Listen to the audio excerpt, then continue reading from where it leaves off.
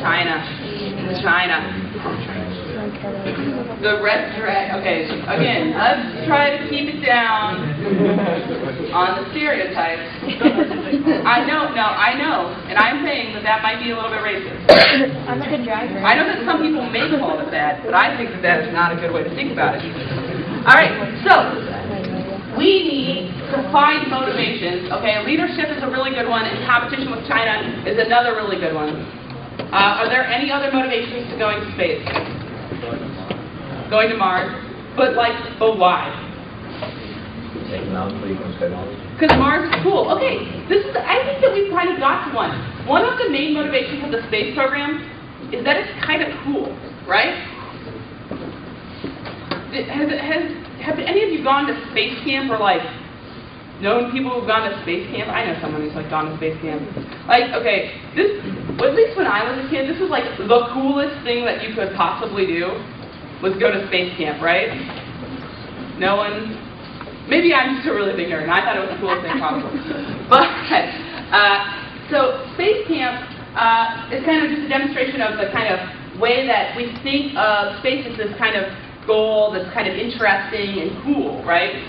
But if you think that it's cool to go to Mars, it's something that is a good thing that the president could say, hey, we're going to Mars, because why? Why not? Have you seen all the movies? It's really sweet, right? So you have to kind of think about how to frame that, how that could be framed as maybe scientific exploration, right? This idea of breaking the next frontier, right? K-Lab, right? Frontier K. The Frontier K is really criticizing is the idea of the fact that one of the reasons we go to space is trying to find new things. Questions? No. Stretching. Sorry. Okay, can you think of another motivation to go to space? No? All right, in the back, someone's really excited. Protection, from asteroids? Protection from asteroids. Okay, that could be a really good motivation, right? If we knew there was an asteroid coming, we've already talked about this. Who's seen the movie Armageddon?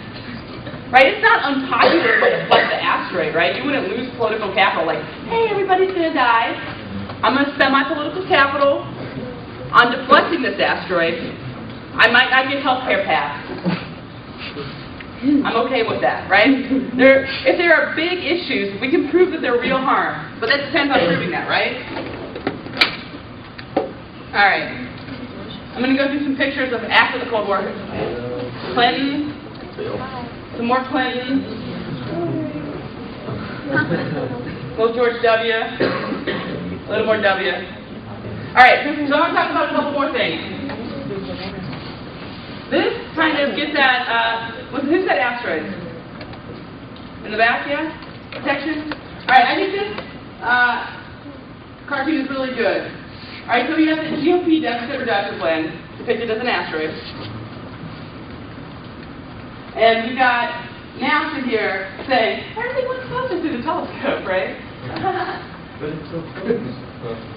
All right, so I think NASA is not at the top anymore, right? It used to be the case that NASA was the first thing, and it wasn't even a budget question, right? There's some things you just have to spend money on. You didn't have a question. Now you can't spend money on NASA. And so the GOP is going to kind of explode NASA. Here's another one. The congressional budget world is flat.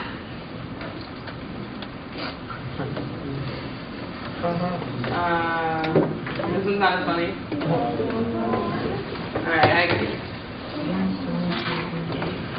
How about this one?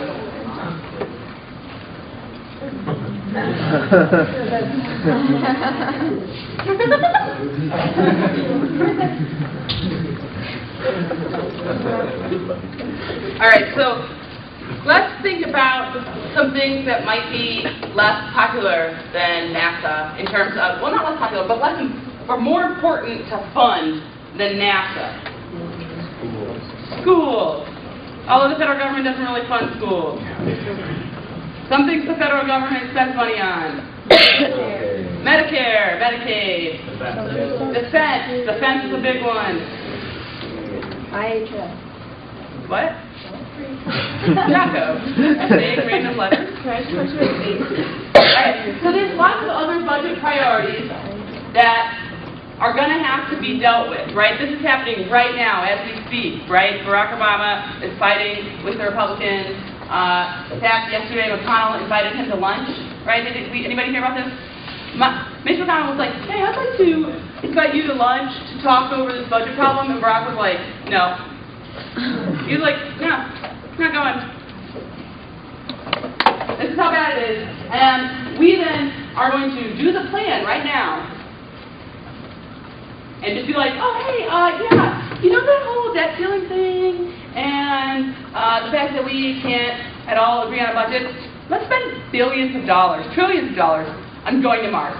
Sound cool? Good, good. Right? It's not going to fly. Especially at the point where Republicans want to cut Medicare, right? They're really going to be super psyched about going to Mars. All right, here's a card that's from our politics file.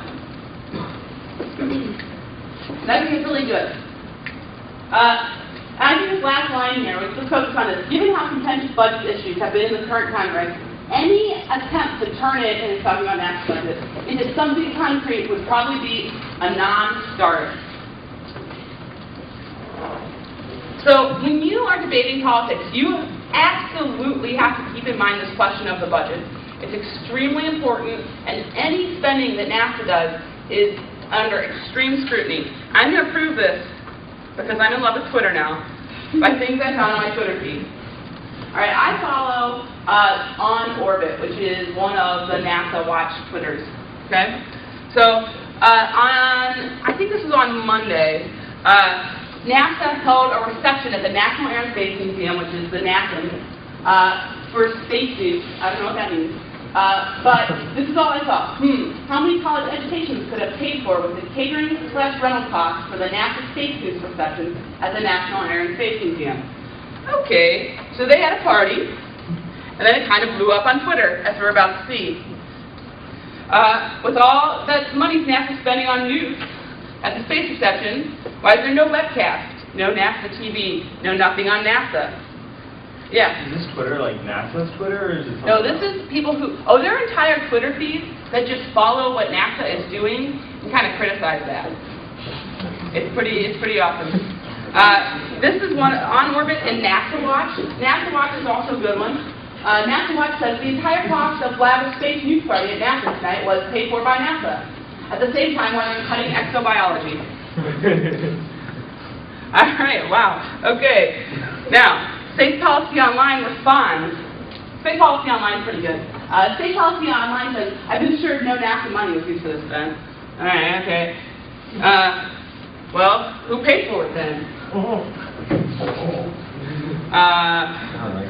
Well, SNAP. Perspectives. Sponsors are listed on the program.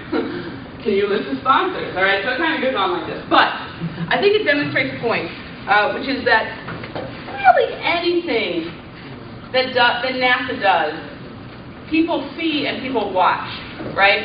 So the plan, that spending of money, even however insignificant it is going to get a reaction, especially at a time when NASA's budget is under such scrutiny. In fact, I should have included a picture of this, but it's hard to depict this. NASA is under such scrutiny in the Congress that the Senate this week has requested every single document that NASA has, like a copy of it, for the last year, be sent to the Senate to review. It's NASA. Like we talked about before, they have lots of documents, okay? Lots and lots of them. They have an extreme amount of pressure on them to justify what they're doing, right? The question, are they doing exobiology? What are the projects that NASA does is extremely important to the Congress and to people who work around NASA and work in the related industries around NASA, and it's not going to be that easy to just say, like, let's do this random other thing. These kind of plans that they have are extremely set in stone and hard to change. All right. I want to talk about something else.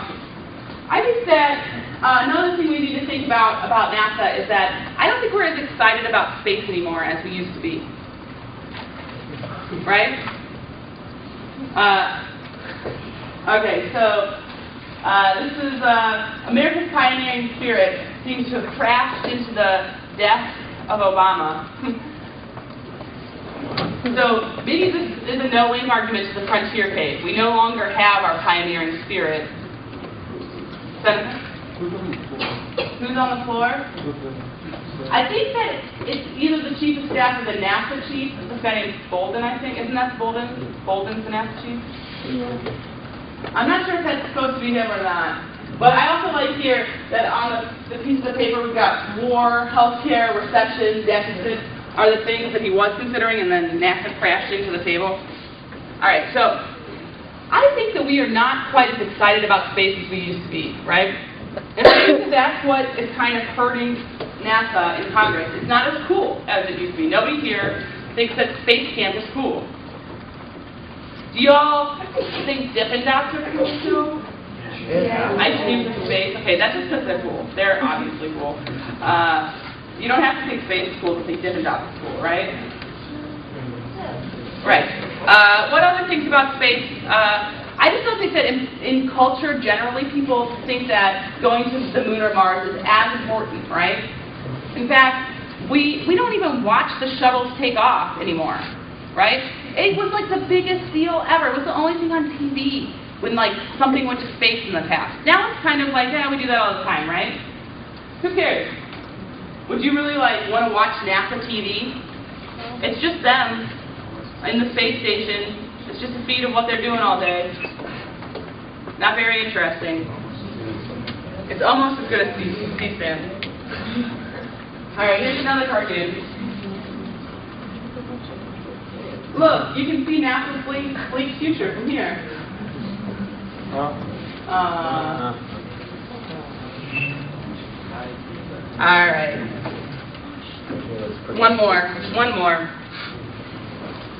more NASA cartoon. All right. So the headline here says, John Glenn, keep the shuttle flying. I can't agree. I think it's time we retire the old space workhorse after all. And the woman says, are you talking about the shuttle or John Glenn? John Glenn's really old. Oh, man.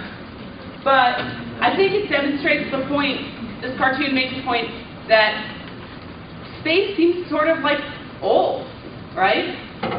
It's the stuff we were concerned about in the 60s and the 70s. It's not the stuff we're concerned about now. All right.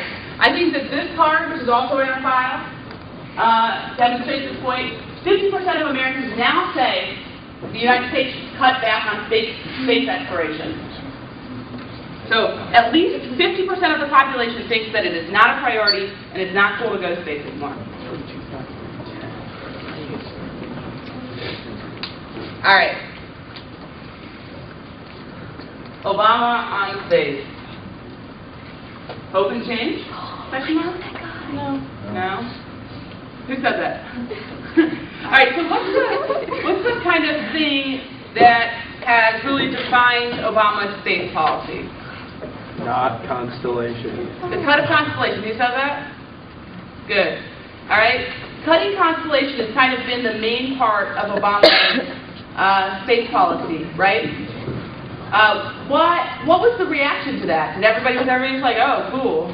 No. No. Who It was said no? popular. Constellation was popular. Why was Constellation popular?